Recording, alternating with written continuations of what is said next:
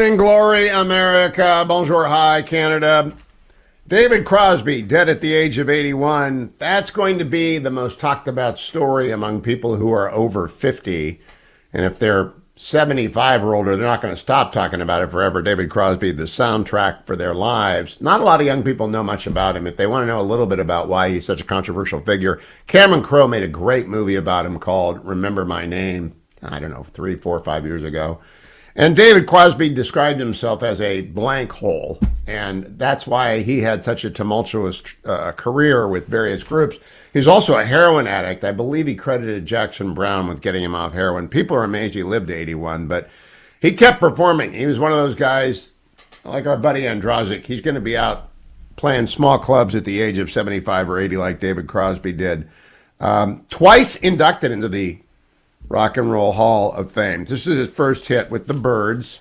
He then would go on to join Crosby, Stills, Nash and Young, and I saw him a couple times in performance. I can't say I ever played with him because that would mean playing with him solo, and I never did that. Never happened. But I do want to tell you, watch Cameron Crowe's Remember My Name. To the real news, and there's a lot of it. All right, the real news. By the way, Remember My Name. It's a vanity. No one's going to remember your name. Nobody. Not even your family. You know who your great-grandfather is? You know who your great-grandmother is? We talk about Winston Churchill in hour number 3 today with Larry Arnn. And so people remember Winston Churchill. People remember the great villains of the last century along with the great heroes, Churchill and FDR. They do not remember the names of musicians from 80 years ago. They just don't. I mean, you might get one or two people who will call it to mind still of the great days of the jazz bands, and you'll hear their music occasionally, but it doesn't happen. Yeah, Remember My Name. Ain't going to happen. Don't count on it, you musicians. Let me talk about what the lead story of the New York Times is today, because it's just sort of extraordinary. Can Trump count on evangelicals in 2024? Some leaders are wavering. This is the early opening salvo about making it a Trump against everyone race. And the former president is the front runner by a significant amount, according to Morning Consult. But nobody knows how these are going to go. Donald Trump has increased his rating quite a lot. It's going to be helped a lot by the Joe Biden double standard on GarageGate. But nobody knows how this is going to go. And the idea that he's either losing or gaining support because some people want to hold their option powder dry is nonsense. I said in the GOP pod yesterday, grand old pod yesterday, there were like a half dozen articles by lefties about the Republicans. Don't believe any of those. They don't know what they're talking about. They don't talk to the right people. They don't know what's going on in the party. Just don't believe them. I want you to hear, though, the president in California yesterday gets a couple of questions about GarageGate, and he is not happy. Cut number 3. What's your question? Not reveal the existence of the documents back in November before the big trial. Hang on, okay? Look, as we found a handful of documents were filed in the wrong place. We immediately turned them over to the archives and the Justice Department. We're fully cooperating, looking forward to getting this resolved quickly. I think you're going to find there's nothing there. I have no regrets. I'm following what the lawyers have told me they want me to do. It's exactly what we're doing. There's no there. Thank you. Now, he read that in front of, I think, in Capitola, which had very, very bad surf damage in California over the last 3 weeks. He reads it, but the reporter presses on because, of course, that didn't answer any of the questions about which there are 1,000 about these documents, and especially about the double standard.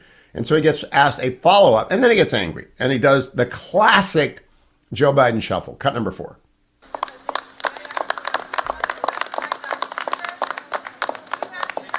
You know, I will answer the question, but here's the deal. You know, what quite frankly bugs me is that we have a serious problem here we're talking about what's going on, and the American people don't quite understand why you don't ask me questions about that. The American people don't understand. Do you know where that comes from? That's a Bill Clinton golden oldie. I'm going to get back to doing the job the American people elected me to do. Whenever you hear a president caught up in a scandal cite the American people, understand they're bleeding out. Tom Cotton was on with Dana Perino yesterday talking about this. Cut number 10. Well, we should have given Ukraine this kind of intelligence and the weapon systems they need to strike critical Russian military I meant sites cut in number Crimea, 11 on Dana going Prano. back more than those 60% plus of Americans are correct. I think I'd point out the hypocrisy here in Joe Biden and his team's response. They keep saying, oh, this is a legal matter, go talk to the Department of Justice. Well, the Department of Justice is not supposed to talk to the media, but someone who's being investigated can talk to the media. There's nothing to stop Joe Biden from explaining how those documents got into his home garage or his office, why they weren't secured, and so forth. Of course, he had no problem talking about Donald Trump's classified documents last summer. He saddled up his high horse and rode it hard then. This is all just scandal management and hypocrisy.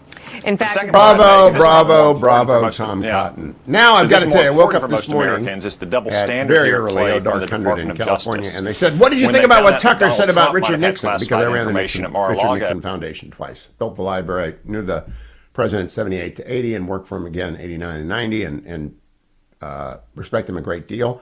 So my email, I like 20 emails. What do you think about Tucker? What he said about Nixon? I said, well, I never see Tucker. I'm always asleep, or I'm doing the last 30 minutes of show prep, so I never see it. So I asked Dwayne to go and get it, and here's what Tucker said about Nixon last night. You're hearing it for the first time as I am. Cut number 21.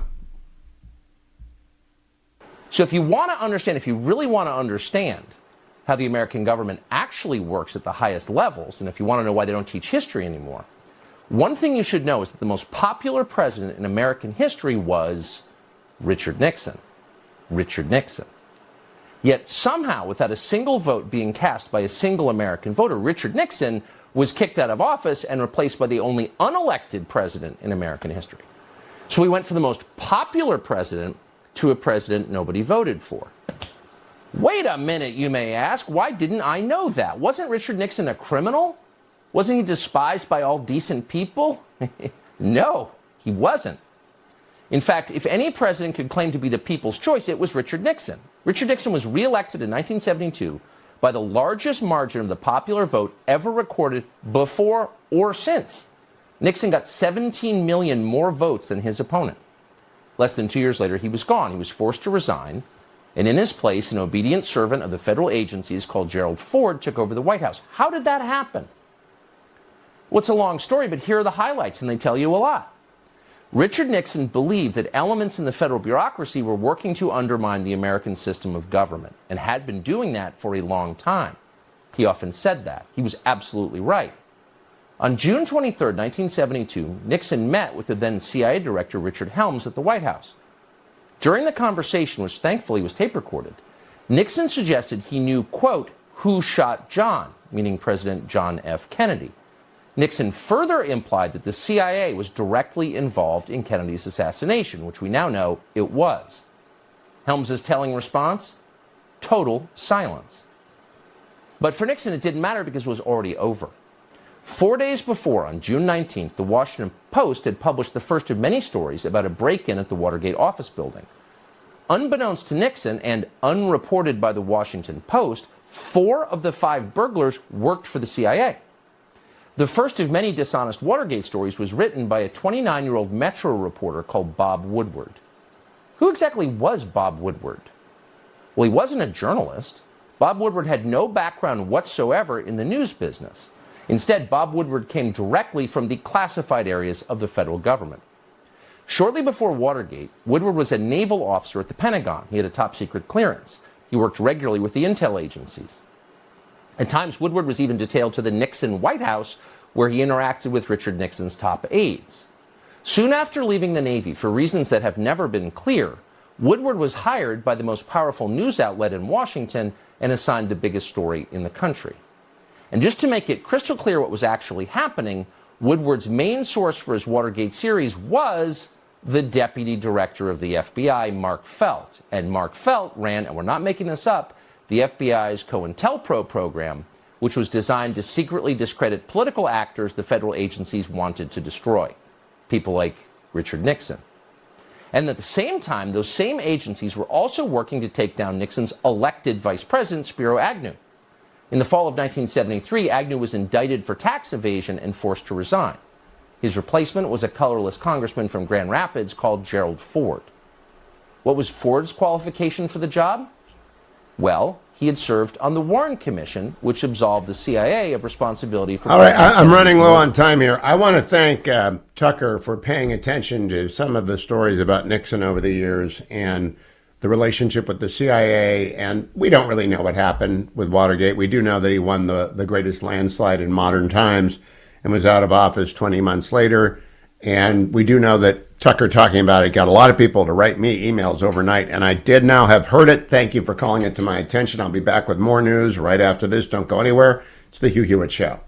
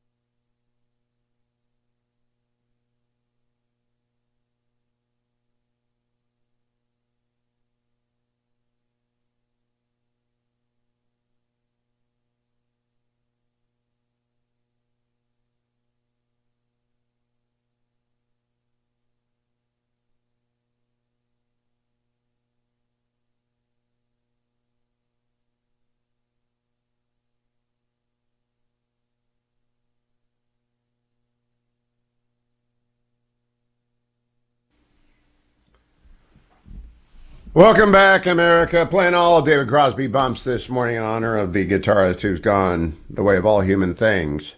The Supreme Court announced yesterday afternoon it cannot identify the leaker of the Dobbs opinion, which reversed Roe and Casey, saying that while investigators and the court IT experts cannot rule out a hack, the evidence to date reveals no suggestion of improper access from the outside.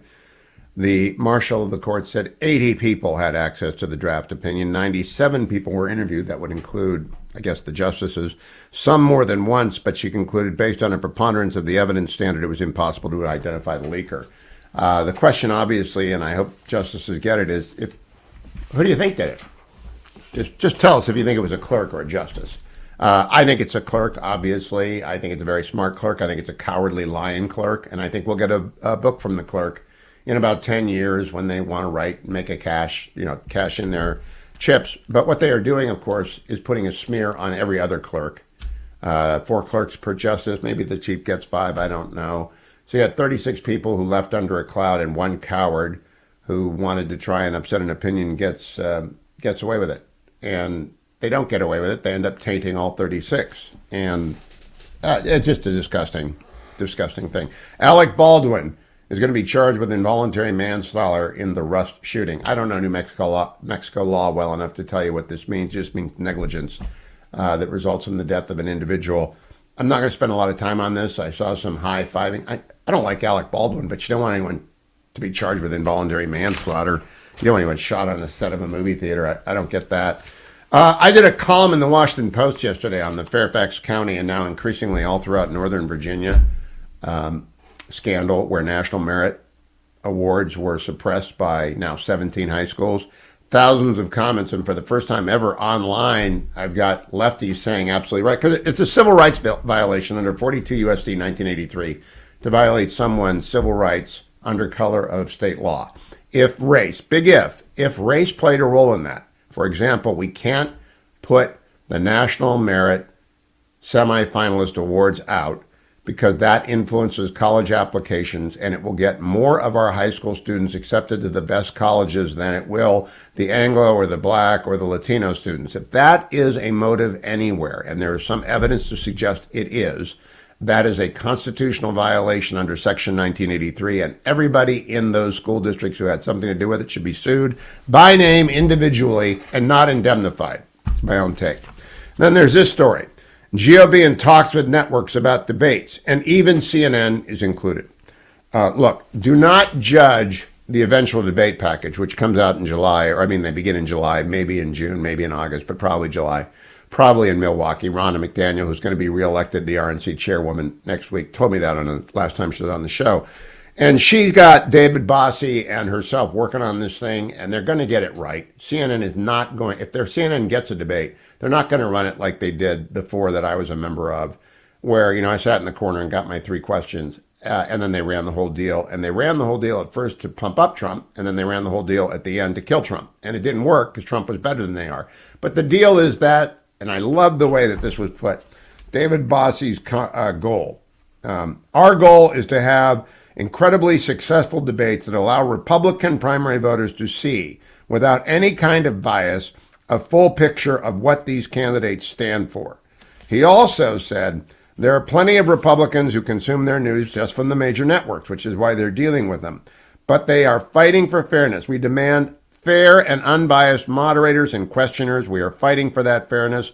Our goal is to have a debate without anybody ever remembering who a moderator is, or if there was a moderator. Bravo. I did 5 debates in the last cycle. Matt Dolan, who's running for senator again, was a participant in one.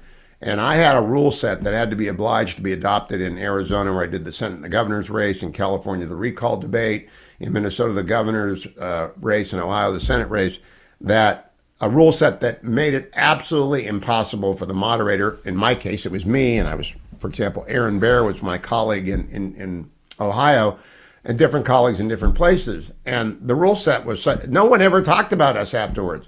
If you limit the questions to 30 seconds and you ask what Republican primary voters want to hear about, there's a division on how much aid you go to Ukraine. There's a division on abortion. There's a lot of divisions in the Republican Party that ought to be asked, but they shouldn't be asked in a hostile fashion, and we shouldn't spend half a debate talking about climate change. And framing everything so it's a negative way. It's very easy to do. And you just go to the networks and say, you can broadcast it. You may have one panelist. The moderator is going to be Hugh Hewitt, or the moderator is going to be Mary Catherine Ham, or the moderator is going to be Brett Baer or Guy Benson, or somebody who's fair. And you can have one questioner, but if they ask one liberal question, the moderator will cut them off. That's the way to do it. Like, this is the way to take relieffactor.com. Icarian and curcumin, resveratrol, and omega. Icarian and curcumin, resveratrol, and omega. The weekend is here. Finally, the weekend's here. And I'll tell you what. I need a weekend. I have not had a weekend with just the Fetching Mrs. Hewitt, not one, since before Thanksgiving. And I'm all out of people space. Next week I've got to fill people space. There's so much people space in everyone's life, and my people space is getting down to Huntington Beach tomorrow and getting 10 in.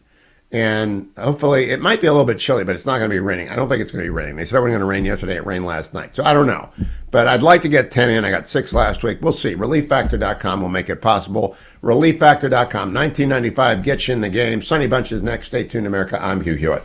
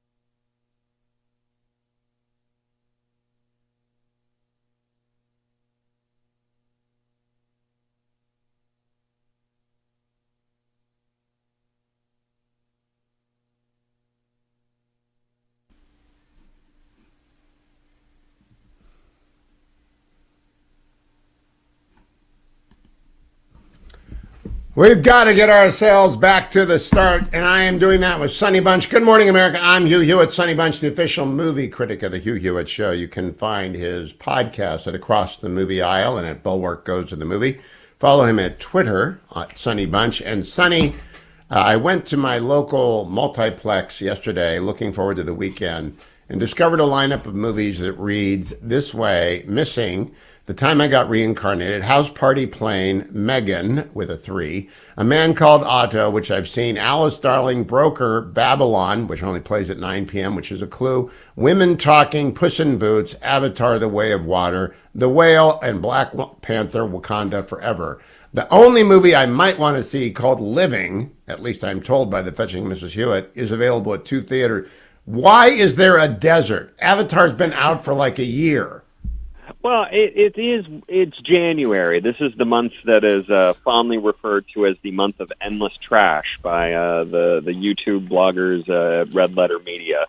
And it is, it is always kind of a dead time at the theaters. You have your kind of smattering of award season pictures, and then you have the stuff that gets dumped because they're not sure what else to do with it.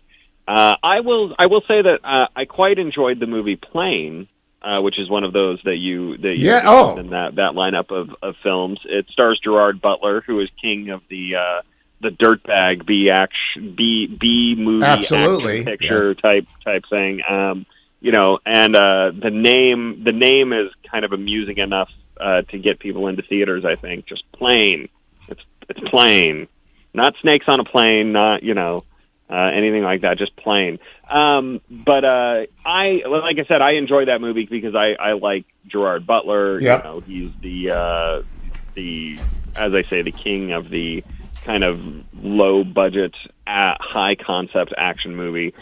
He stars in that film as Captain Brody Torrance, the captain of the plane, who has to get his crew and passengers to safety after they crash on an island infested with militias and criminals and, I don't know, gangs. Well, that's a new twist on an old plot line. I mean, going back to Airplane and every plane movie since, including Air Force One, and they're all snakes on a plane. They're always small. So that's a twist. That's different. That means Plane meets Lost, right? Plane meets Lost, kind of. I mean, it's the most predictable generic movie that you have ever seen. There's nothing in this movie that counts as a surprise. I mean, as folks will know from the trailers, if they've seen it, Mike Coulter plays a criminal who is being transported on the airplane. He's a murderer. He's being extradited back to the United States, or maybe to France. I can't remember. And he's just part of the crew. And when the plane crashes, the question is, oh, well, is he going to be a bad guy? Is he going to try and run for it, or is he going to be a murderer with a heart of gold and help them escape the evil militia that has captured all of the passengers? And if you can't figure out, I can't figure that. So I have a question, Sonny. We came this close. I mean, this close to going to see The Whale, because on Thursday night, the objective for me is to stay up as late as possible to try and transition to a weekend schedule. But I looked at it and I said, I think Sonny likes this, but I think it's going to depress me. I don't need a depressing movie on Thursday night. Am I right? Well, it is. The Whale. So The Whale stars Brendan Fraser as a very large man. The titular whale, kind of. Really, the titular whale is the whale from Moby Dick, which, for reasons the film kind of gets into. But he plays a 650-pound shut-in who is essentially trying to kill himself with food because he has tired of living. And the whole point of the film is that humanity is so decent that they don't want to. Even the people around him who are not terribly nice and have kind of given up themselves in various ways will pull it together long enough to try and help him pull out of his funk. To describe it as depressing is not wrong exactly. It is not a feel good movie. This is directed by Darren Aronofsky, who is the guy who made Requiem for a Dream, Black Swan, Noah, and other movies in that vein.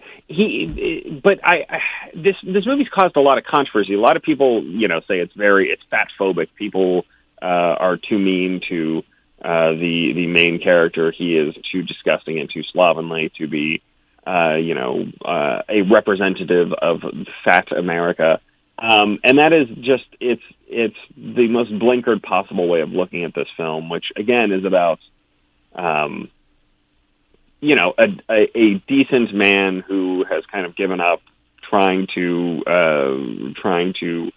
figure out what is good and best in life. To describe it as depressing is not wrong. How about sad? Is it a sad movie? That's what I meant.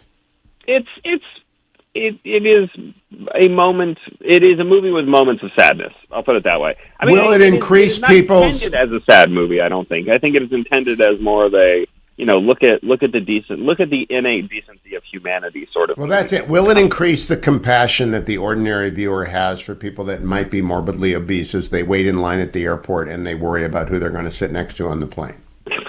Well, no, you would never want to sit next to the whale from The Whale. That would be miserable. But luckily he never leaves his house, so it's not really a problem. Look, I give that movie a very soft recommend. I didn't love it. I didn't hate it. I don't think it's, Brendan Fraser's probably going to win a Best Actor trophy for it because everyone is loving the Brendan Fraser renaissance. Everyone likes to see him back in movies and stuff. He'd been away for a while. So if you want to see the movie that will win Best Actor at the Oscars, that's as good a reason as any to go see it. All right. Well, I appreciate that, Mr. Bunch. Next week, maybe we can talk about Living, and maybe Living will have actually gotten a release that I can go out and see. Did you ever see, by the way, Cameron Crowe's Remember My Name about David Crosby? No, I'd meant to. Was it good? It's very good because it's poignant that he's a troubadour and he keeps working. I imagine he played a concert before he slipped into a coma. He's an old broken down rock and roller talking about how he survived heroin, getting thrown out of every band, and Jackson Browne picking him up from the vomit encrusted floor. It's Cameron Crowe. He knows music. Yeah. It was sad to see that David Crosby had died. Crosby still a Nash good fan. Yeah, and it's a fine movie if you're looking for something this weekend. Sonny Bunch, thank you. Follow him at Sonny Bunch on Twitter. Across the Movie Aisle is one of his two podcasts. The other is The Bulwark Goes to the Movie. Both of those very worth listening if you love movies and getting deep in. Let me go back to a couple more headlines. Ron DeSantis is pushing education in Florida much further to the right, according to Philip Bump in the Washington Post. I do not agree with that. I think Ron DeSantis is doing the right thing in Florida, which is to make parents in charge. There is some controversy over an alleged action banning African American history courses as being contrary to state law. I haven't read into that. I don't know that yet. African American AP courses are offered everywhere, so I don't really know what that's about, so I have to look into that. If it's teaching African American history to the exclusion of American history, I would have a problem with that. But I often wonder, why don't they just teach African American history part of American history and teach American history for 2 years so we don't have a historically illiterate cohort coming up? Because American history is kind of interesting. It's why we are in the 13th week in the third hour today of the history of the English-speaking people, which is broader than American history, but which consumes and includes all of American history. It's fascinating stuff, and it can be made to be interesting. Great history teachers are great history teachers. They tell stories. That's what Ken Burns used to say. There's a story in history. You've just got to focus on the story. T-Mobile. Hackers stole data on about 37 million customers. You can count that as safely in the CCP vaults right now. Let me do the market report brought to you by Birch Gold. Now, if you haven't been listening to me for the last 10 years that I've been talking about Birch Gold, you won't know that I buy gold from Birch Gold when I buy gold. Gold today is at $1,931 an ounce. It went up yesterday 0.33%. Yesterday was another bad day on the market. The Dow down 252, the S&P down 30, and the NASDAQ down 104. And gold went up. Who's been telling you for a long time that in the economic wreckage ahead, we're going to need assets upon which you can rely? That's real estate, gold, and commodities. Because they're still going to be needed, whether it's copper or gold. But you can't buy copper and put it into a vault. Birch Gold will set up your own depository. They're a third-party administrator of the depository. Therefore, the IRS leaves you alone. You put your gold in there year after year after year after year after year, and it will be there, and it will never go to zero, and it will do things like it did right now when everything else goes down. Birch Gold can be best accessed at hughgold.com or text my name, Hugh, to 989898. Tell you about access, since we were talking about the whale. Dwayne was never morbidly obese. Dwayne was just a big guy. You'd see big guys at Super Bowls and things like that. And they'd be wearing their Izod shirts and they'd have rings on and they'd walk around. They'd be big guys. Dwayne's a big guy, or he was a big guy. Now he's 4/5 of Dwayne because he lost 50 pounds on myphdweightloss.com. Generalissimo, My PhD Weight Loss, got an email that said someone is worried that I'm too mean to you on the air. Well, that's factually true most of the time. Mean? Well, you tend to say things around the beginning of the year about how you're going to embrace this new Christian doctrine of being nice to everybody. You're not in that. You're not part of that. Yeah. See, listen to Dwayne. Play that again for Dwayne. That's exactly right. Yeah, so that doesn't apply to me. Do you know how many people would cancel this show, not listen to the Grand Old Pod, not listen to the once canceled Coming Back After show if I was nice to you every day? That's probably in a Venn diagram, in a Kamala Harris Venn diagram, that's probably the same circle as the amount of people that would listen if I were gone. Yeah. Yeah. Zero. Yeah. It's not happening. But I do salute that you lost 50 pounds on myphdweightloss.com. I don't think it's mean for me to give you encouragement to stay there. Yes, as long as we have a very elastic definition of the term encouragement. Yes. I'm the most encouraging person I know. I compliment your purple shirts. Boy, I suggest you get a rug. Yes. Yeah, the encouragement that flows from you is I am downhill. a volcano of encouragement. Yes. Carl would agree with me. In fact, Carl would agree with me. Carl is basically your mentor. Yeah, he is my mentor on being nice to Dwayne. Yes. Absolutely he is. Yes. We have a very We've done everything except give the phone number out. myphdweightloss.com, 864-644-1900. Right. 864-644-1900. It really does work, even if you don't have a Hugh in your life to remind you. 864-644-1900. Stay tuned.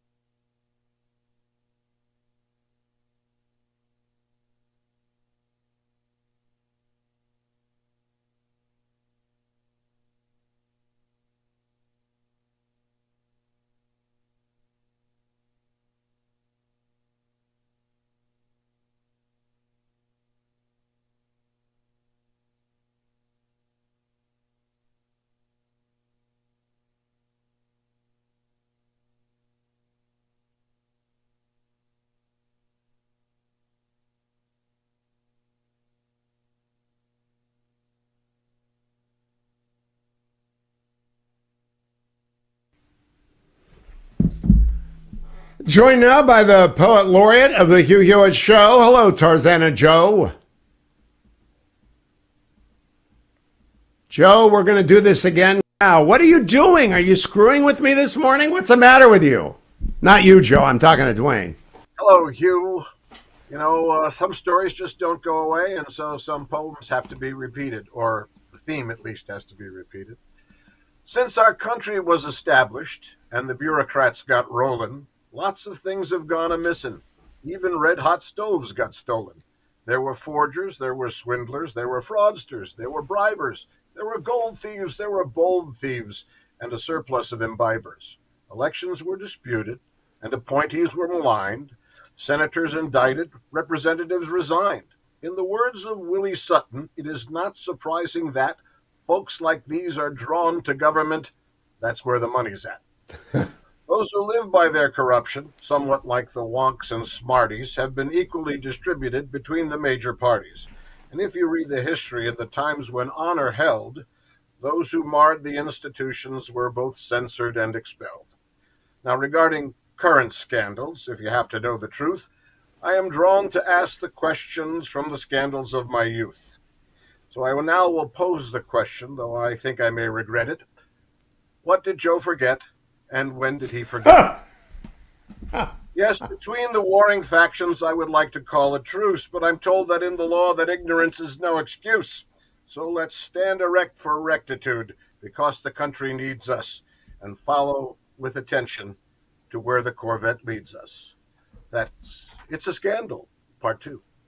I love the line, what did Joe Biden forget, and when did Joe Biden forget it? That's going to go down in maybe the Tarzana Joe Hall of Fame. I thought you'd go to the red hot stove line, which harks back to Thaddeus Stevens and Simon Cameron. I thought the red hot stove had to do with the baseball offseason. No, Simon Cameron, an honest man, well, he wouldn't steal a red hot stove. Well, I didn't know that, Joe. You've added to my knowledge. By the way, Joe, were you at Davos this week? No, I was at Balboa Golf Course this week.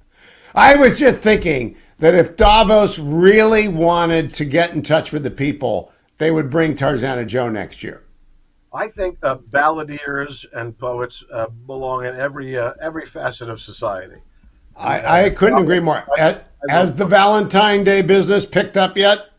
Absolutely not. They're going to wait. They're going to wait until... They're going to wait until the last day. If you don't want to be late, go to tarzanajoe@reagan.com, tarzanajoe@reagan.com. Send him a request. Give him your sweetie's name, a few details, and how soon will you be back to him, Joe? I am back to them immediately. The poem may come next year, but they'll be back to them immediately.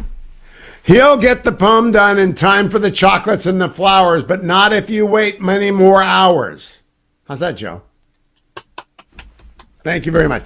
TarzanaJoe@Reagan.com for all your poetry needs. Thank you, Joe. Thank you, Hugh. Always available with a pickup line for my Tarzana Joe segment. Let me go to Davos. Al Gore speaking the quiet part out loud yesterday, cut number 1. You know, we tend to emphasize the bad news, and there is unfortunately a lot of it. But there's a lot of good news as well, and I just want to cover some of it.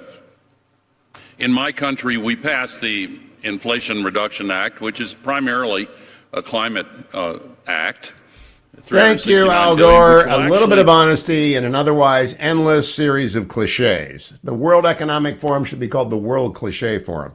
Congressman Mike Gallagher, Chairman Mike Gallagher of the Select Committee on China, on the Chinese Communist Party, is a weekly guest, but he even goes on other shows as well. And he was on Fox with Martha McCullum yesterday, and he said something about the boomers and the way we approach government, which, it just absolutely ought to be broadcast from the towers. Cut number 13.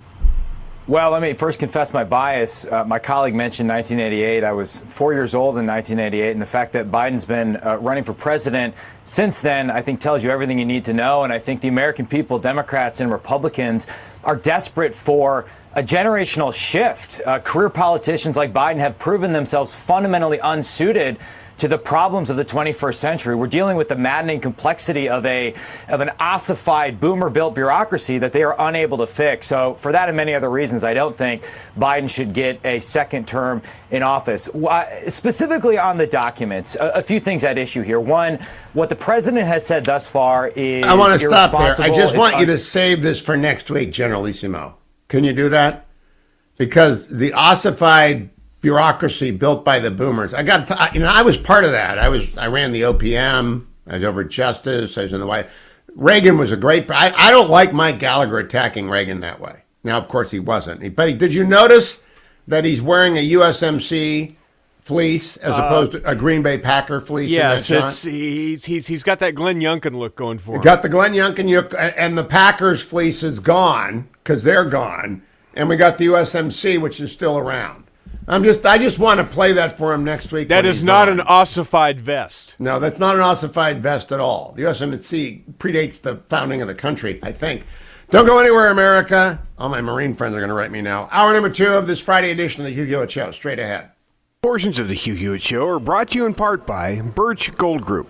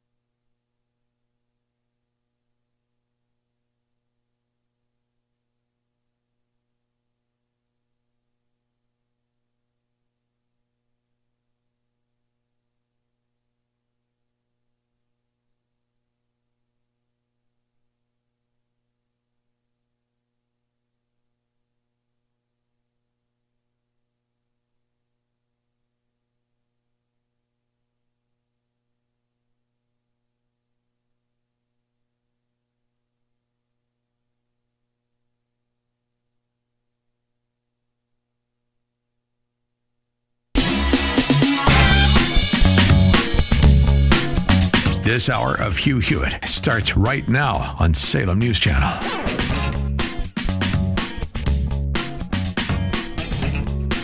Hi, this is Hugh Hewitt. In this hour, I'm going to talk with State Senator Matt Dolan of Ohio. Last year, he was runner-up to J.D. Vance, trying to become the next senator from Ohio. He put his hat back in the ring.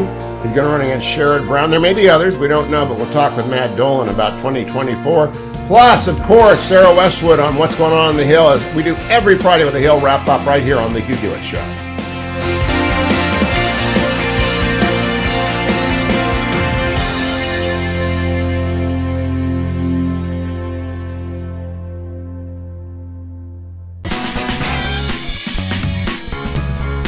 You won't want to miss a minute. This hour of Hugh Hewitt is on Salem News Channel.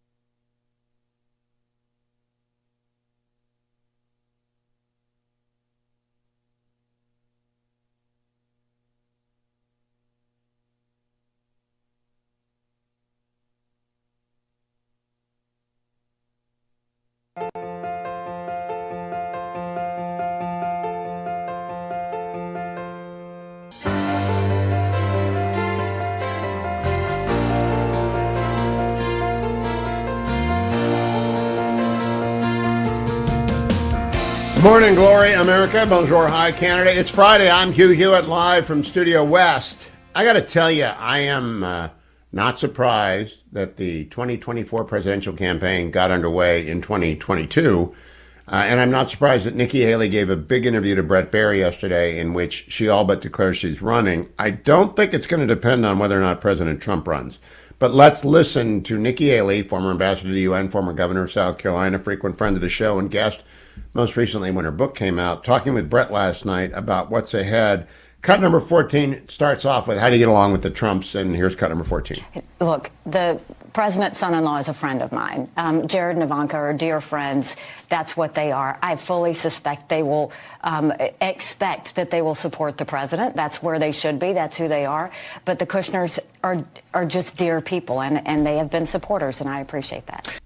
Okay, then she goes on to talk about Mike Pence, who she's going to be on a stage opposite. Cut number 15. I literally did not speak with anyone in the administration about that at all. It was gossip. Mike Pence is my friend. It is gossip. It was never discussed. If somebody else discussed it, they certainly didn't discuss it with me. I mean, it's just gossip. This is all gossip. There's no truth to it. And Mike even says in his book, it's just gossip. So do you expect this to be kind of a bruising primary if you do get in? Listen, politics is a blood sport. It was a blood sport in South Carolina. It was a blood sport at the United Nations. There's nothing I can't handle. I mean, may the best woman win. All right, I have this thing, Canada Casino. You have $100 in chips. You know, of those $100, where do you think you are on getting in or not getting in? Well, stay tuned. I think I've given you a lot today. We're leaning in. We are leaning in a big way. We're focused on it. Stay tuned. It'll be fun. She is speaking about the gossip, by the way. I think it's a reference to Secretary of State Pompeo's new book. I interviewed Secretary of State Pompeo for an hour this week. I mentioned in passing Nikki Haley wouldn't like the book, but I didn't talk about it because she wasn't there to respond. But if two people mix it up on the stage, it's going to be Nikki Haley and Mike Pompeo. Here, you can hear what the Secretary has to say about events next week on my show.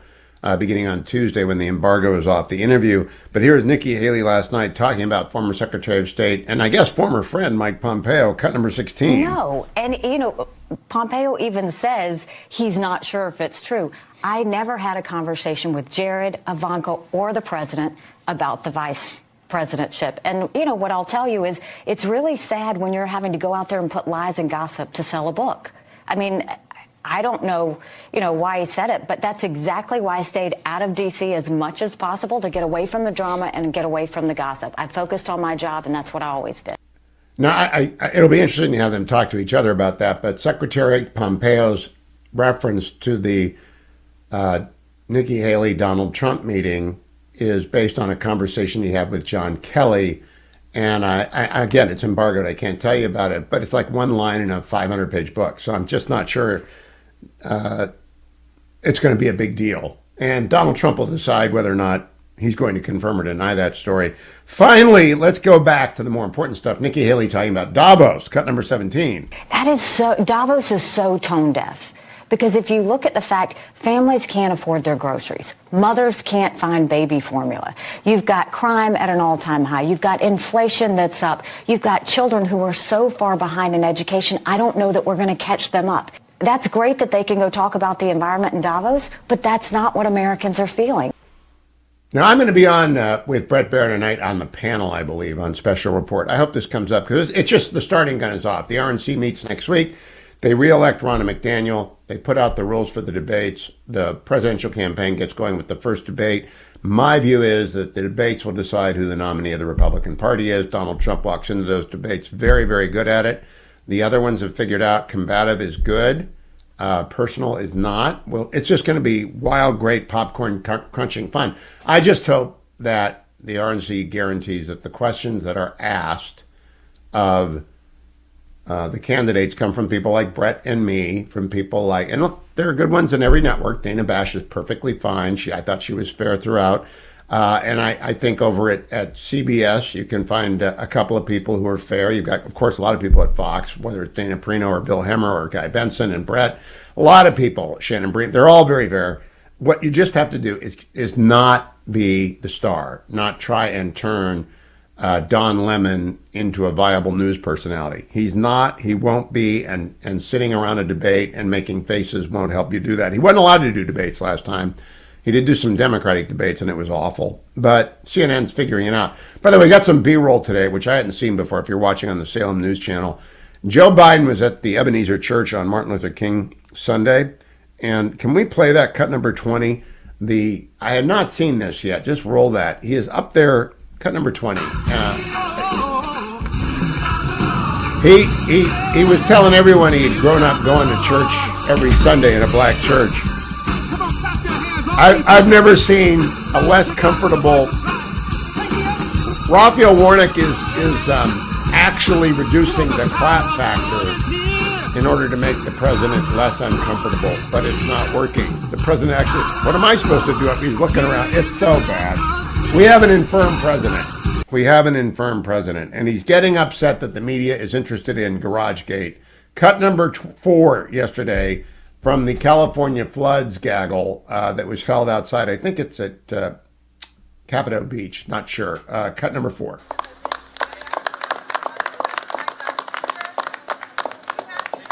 You know, I will answer the question, but here's the deal. You know, what quite frankly bugs me is that we have a serious problem here we're talking about what's going on, and the American people don't quite understand why you don't ask me questions about it. I haven't heard anybody ever, anywhere, say, I don't know why you don't ask President Biden about anything besides GarageGate. Not once, not ever, never. I would like to, if the president ever sat down for a serious interview, it would be interesting. Only like 2 hours with me, respectful. Let's just talk about the various things. GarageGate wouldn't matter much. Mostly I'd want to ask about why The Hill is reporting this morning he's not going to negotiate with the Republicans over the debt limit. He'd rather play chicken and endanger the national credit of the United States. Democrats are taking us over the debt cliff. They don't want to negotiate any changes whatsoever in our spending ways. They don't want to go back to the 2019 levels. They don't want to go back to the 22 levels, non-discretionary defense. They don't want to cut anything. They want to spend more. They don't care about the debt. And the president is going to try and bully the Republicans by threatening them with the help of the legacy media. Here's my rule for the RNC. Give no debate to anyone who covers the debt limit in the Biden frame. No debate for them. If they're not covering this important difference between the parties in a fair and balanced way, like the Hill did this morning, do not give them a debate. It's the first test of whether or not, because when the same situation occurred in 2011, and then President Obama faced a newly elected Republican House, when the debt limit needed to be raised, he negotiated sequestration, which was the largest set of cuts ever in the history of American spending. That was a bad deal. It was not a good deal for the Republicans because it hit defense as much as it hit non-defense discretionary spending. But it was a negotiation where both parties gave something and got something they thought. Now, Joe Biden is taking the position, I'm not going to negotiate. I'm going to play chicken with the Republicans. Absolutely irresponsible. It's all on the president. It's all on the Democrats. Any wobbliness in the markets are going to come because of the Democrats. And I would make this as a litmus test of whether or not a network got any debate. Because if they can't cover this fairly, by all means, talk to Joe Biden about why he doesn't want to negotiate, if he'll talk to you, but he won't. But then talk to Speaker McCarthy and talk to them in the same segment with the same amount of time with the same questions and ask the questions, why won't he negotiate? Why won't you negotiate? That's the way to cover it. Consumersresearch.org has become a sponsor of the show. I talked to the head of it yesterday. The poor guy went to Florida. He didn't know anything about football. He went during the Urban Meyer era, so he actually knew something about football. And consumerresearch.org is I don't know what you said to me, Dwayne. You said it too fast, and I can't hear anything anymore. What? Will Heald. Yeah, I said that. Will Heald. And so I thought you said, why did I ever leave Ohio? When Dwayne whispers in my ear, it's just, he shouts something and then runs away. Anyway, Will Heald was on consumersresearch.org. And their mission is right now to bring you information on ESG and DEI. It's a great place to go find out which companies have gone woke and I hope go broke as a result. BlackRock should not have nothing to do with your state pension funds. They are not interested in maximizing the return on your taxpayer dollars. They're interested in helping China out by putting forward ESG policies which inevitably whitewash the China coal plants. Inevitably, they do. They don't cover the Uyghur concentration camps in China. BlackRock is not good for America. Your pension fund should not be in it. Don't believe me? Believe consumersresearch.org. It's over there. Go and get it. And come right back, America. More on the Hugh Hewitt Show. Straight ahead. Portions of the Hugh Hewitt Show are brought to you in part by consumersresearch.org.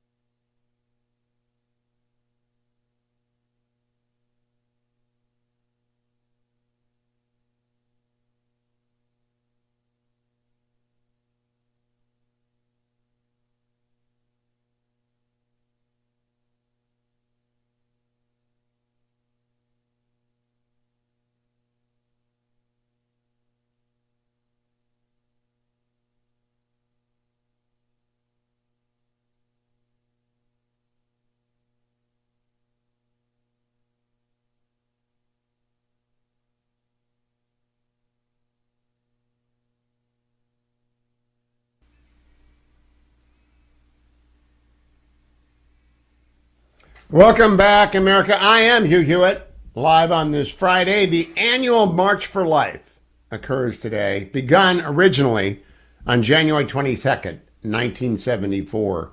This is its 49th March. 50 years after Roe v. Wade, less than a year after the Dobbs decision reversed Roe v. Wade and Casey, the two worst cases of modern constitutional jurisprudence.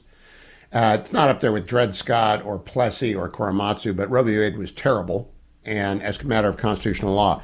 Now, I am a Roman Catholic through and through, and I believe life begins at conception and is up to God to dispose of up until the moment of natural death. I'm against euthanasia, and I'm against abortion, but I'm also committed to the Constitution, and it is up to the states to determine in that state what the rules are regarding abortion, and I believe the court got that right.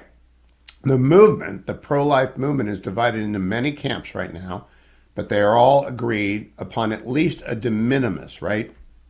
I think the minimum thing on which 95% of the pro-life movement agrees is that the most liberal abortion law ought to be on demand up to 15 weeks, and thereafter only if the life of the mother is endangered.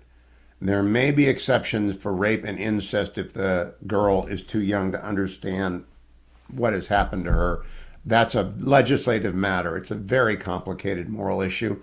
And I was just teaching con law this week saying when we get to the abortion cases, I will insist that everyone exercise respect towards everyone on this issue, because there will be people here whose lives have been affected by abortion one way or the other, and you don't know that, and they're not exactly talking about it. So whenever I talk about it, I encourage grace for all. But the pro-life movement now has an opportunity, and they'll be making it on the streets of Washington, D.C. today. I don't know what the weather is, by the tens of thousands, that the country has got to follow the court's lead and turn to the states to debate what is best for mothers of children about whom they have concerns carrying to pregnancy or caring for. And pro-life groups are best disposed when they are spending their resources, time, and efforts on the clinics that help unwed mothers to go forward. The fact of the matter is, it is vital for people to pay attention to. This would be another litmus test, by the way, for the RNC. I read you the story earlier today that the RNC is going to award debates and maybe to the major networks. So one thing you'd want them to cover is, how did they cover Dobbs? How are they covering the March for Life Day? 500,000 people show up for the March for Life. Been going on for 49 years. How do they cover that? Do they ever have a serious pro-life thinker on their network to talk at length about what is the majoritarian position in the Republican Party, which is Dobbs was well decided, and that early abortion bans are useful, and an exception for the life of the mother has never been controversial because that's part of Catholic doctrine as well. Ectopic pregnancies, miscarriages, they deserve treatment. It's all nonsense.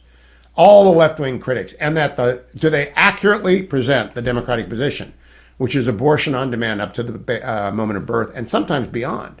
Sometimes beyond, depending on which crazy person you're talking to. But due date abortion is the mainstream position of the Democratic Party.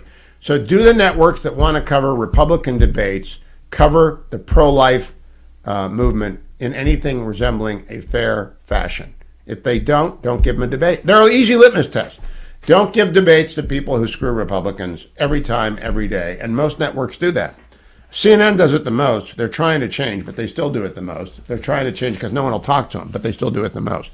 If you want to hear the best discussions of 2024 presidential campaign, come on the Hugh Cruise beginning September 7th. Guy Benson and I are going to be talking about nothing but how 2024 is setting up. We're going to do that for 2 weeks on the Seven Seas Voyager, Regent Seven Seas Voyager. Regent is the very best cruise line in the world. The very best. We start in London, we end in Monte Carlo. We stop along the way in France and Portugal. By the way, I love Lisbon. First time I ever went to Lisbon was about 5 years ago. I was amazed by Lisbon. Fabulous. And then, of course, we go to Barcelona, which is great. Bilbao, lots of places. And yes, Dwayne will be along as well because I'll be broadcasting from the boat. But if you want to come along, go to hughcruise.com or call Amy Leibovitz, amy.leibovitz@frosh.com, or you can call her, 818-0853. Wait, that's wrong. 818-853-8536. Mostly go to the banner at hughhewitt.com. That's the easiest way to find it. You have to scroll down a little bit. Exclusive excursions, events, round-trip air. Everything you could possibly want is on this cruise of cruise, including Dwayne. Honest to goodness, I don't know why I do that, but I'm doing it anyway. I'm doing it anyway. We're taking them along. Let's get a little Veep speak in, shall we? Little Veep speak. Kamala Harris gave a speech yesterday, a little Veep splaining on electricity, cut number 6. Today, America has more than 500,000 miles of transmission lines, enough to wrap around the globe 24 times. These lines connect the power plants where electricity is created to homes and businesses. And okay, that's enough for me. Relieffactor.com. Just a little bit of Veep splaining. We have electricity lines, and they go around the world 24 times. That's really great. Relieffactor.com, I talk to you about 24 times a week. Actually, 3 times 5, 15 times a week. More than 24 times every 2 weeks. Relieffactor.com is crucial to your health. Take your Icarian and curcumin, resveratrol, and omega. Take it every single day. Don't forget it for one day. $19.95 gets you started. Be like me. Get your 10 miles in tomorrow, provided that the weather at Huntington Beach is nice. Relieffactor.com, relieffactor.com. Don't get old without it. Relieffactor.com. Coming right back with Matt Dolan, running for Senate in Ohio. Stay tuned.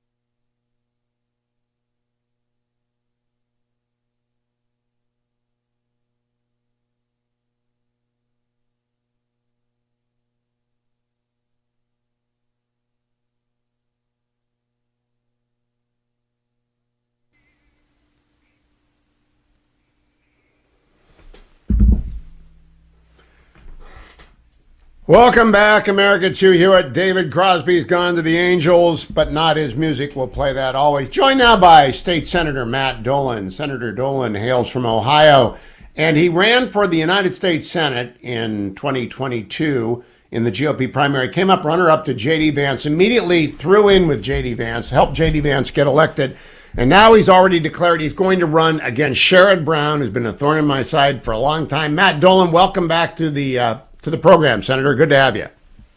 Thanks, Hugh. Thanks for having me on. Have you declared officially? I have. I declared this week, and your setup was right. As we got J.D. Vance into the Senate, hoping that he would be serving in a majority, but the rest of the nation, when the Republicans put up candidates that looked to the past, we lost our opportunity to take the majority in the Senate. And that's a problem. And so now to get it, we got to beat the likes of Sherrod Brown, and that's why I'm in, to state my case, to show that I'm somebody who can actually get something done. I have conservative results, and Sherrod Brown wants to take our state and our country to the left. And we only have to look at his own words for that to prove to be true. I think we will come back to Sherrod and the left in a moment. First, we got to do the obligatory. What do you think of Jim Schwartz as the new defensive coordinator of the Browns? So I think I'm excited about it because Jim Schwartz's success has always been when he's been a defensive coordinator. Yep. So I think that's what the Browns need. I mean, I want to see the Browns playing in January like the Bengals have been playing in January the last 2 years. Yeah, there's never been a playoff game at First Energy. I just remind people we've never hosted a playoff game at First Energy. However, as part of the Dolan family that owns the Guardians, I do want to compliment you on bringing in Josh Bell. You can give your regards to your brother, who does, I think, more day-to-day management than you do, but that's a big deal. The Guards are in. Pitchers and catchers report on February 17th. Can you find a way to have a campaign event in Arizona? Yeah, I mean, this is the time of year where you get excited about it. This year we get real baseball right away. We get the World Baseball Classic. So not only will we have spring training games going on, but we'll have those games going on. So we're gonna get baseball going up real quick here. Now let's get back to the campaign. Josh Bell is going to be a nice sign. Oh my gosh, it's going to be great. Someone who can hit for power in the middle of the lineup. Senator, would you give people your brief bio on how you end up being one of the key players in the Ohio State Senate and why you want to be the senator from Ohio in the United States Senate? Sure, thank you. Well, most importantly, I'm happily married to Jessica, and we have Sam and Maddox as our kids. But I've been a lawyer for 32 years. Family's been involved in many businesses. Obviously, one is the Guardians, which I do not have a day-to-day responsibility for, but other businesses I did. And I have the public servant bug. So I've served in the Ohio House for 5 years, and then went back to the private sector, and now I'm serving 6 years, my 6th year in the Ohio Senate. But in each of those service times, I've been named the finance chair for Ohio, both in the House and the Senate, which is responsible for the fiscal policy of the state. And I'm proud to say that in my time, we've lowered taxes, we've reduced regulations, we've expanded school choice, we've been able to protect our natural resources, all doing with a balanced budget. And that's the sort of discipline that I want to bring to Washington. We need to get back to fiscal policy that, funds government to the level it needs to be funded, but most importantly, returns money back to the individual. And let's not go from debt crisis to debt crisis. Let's actually get fiscal policy in place that runs the government, doesn't put us on the brink of bankruptcy or default, and we get things done. We had a chance to do that. If we had the majority in the Senate, I'm confident we would put something on the governor or the president's desk that would be fiscal discipline. We lost the Senate. We got to get it back. Matt Dolan, I want to pause there. A lot of the networks are negotiating with the RNC to run debates in the 2024 presidential campaign. I said earlier today, unless they cover this debt limit story fairly, I would not give them a debate. The president told The Hill, and he's told everyone, he's not going to negotiate with the Republicans over raising the debt limit of $31 trillion. We went from a $6 trillion debt limit, less than that actually, in the year 2000 to $31 trillion. The interest rate on it is staggering. As the finance guy in Ohio, can you imagine what 1/50th or 1/20th of the national debt on Ohioans would mean it would be a shipwreck. What do you think the Republicans ought to say to the president when he says, I'm not going to negotiate with you on the debt limit? Well, I don't think, I mean, that can't be the final answer. What I'm hoping is going to happen, and I think it's going to happen in the Republican-led House, is they're actually going to have hearings, they're going to have a process, and they're going to put a bill together that would demonstrate how we're going to stop the spending of money. And so it's not President Biden just saying, I'm not negotiating over the debt crisis because we can't throw it in default. It's saying, no, Mr. President, here is the fiscal policy of the United States of America that's going to get our budget under control and our spending under control. That's what needs to be done. And when we don't provide an alternative, and it's just whether we're going to default or we're not going to default, what happens the last 24 hours in the middle of the night, they strike some deal and it gets extended, and whatever deal we cut is meaningless in terms of the overall spending of our country. So this is our opportunity to put forth to the president a budget. You know, you ask what would be like in Ohio. Well, we have to do that. You know, we have to balance our budget. You know, we can ultimately get there in the federal government, but let's put a spending budget in place. So that's what we're talking about. So America gets to see, wait a second, that makes sense, Mr. President. Why aren't we controlling our spending? If we have to increase our debt limit every single time, that means obviously we're spending more than our credit card is able to afford. Let's curb it back. We got to give alternatives. And I would love to see a network put you and Sherrod Brown. You're the declared candidate. There is no other declared candidate yet. The debt limit debate is right now. I would like to see Sherrod Brown opposite of Matt Dolan talking about the debt limit in a way that would frame the 2024 race in a very, very informative fashion. I doubt we'll see that. I wouldn't give any debates to any network that doesn't do something like that. Senator Dolan, let's talk about debates. The RNC is on the front page of the New York Times. I moderated a debate in which the 6 Republicans sat down, you among them, JD among them. I thought it was very productive. It was not crazy. There were 1,500 people there. It was very effective. You went on and you debated again and again and again. What's your position on if and when other people jump in the race against you for the Senate nomination? Will you sit down with them and do it again like you did in 22? Yeah, I mean, every campaign is different. So, I mean, I'm always looking to have a meaningful, substantive conversation with the voters of Ohio. When and how and where all that will happen, you know, we'll have plenty of time for that. But my job right now is to make sure people understand, as Republicans, that we've got to get the majority back. And to do that, you have to beat Sherrod Brown.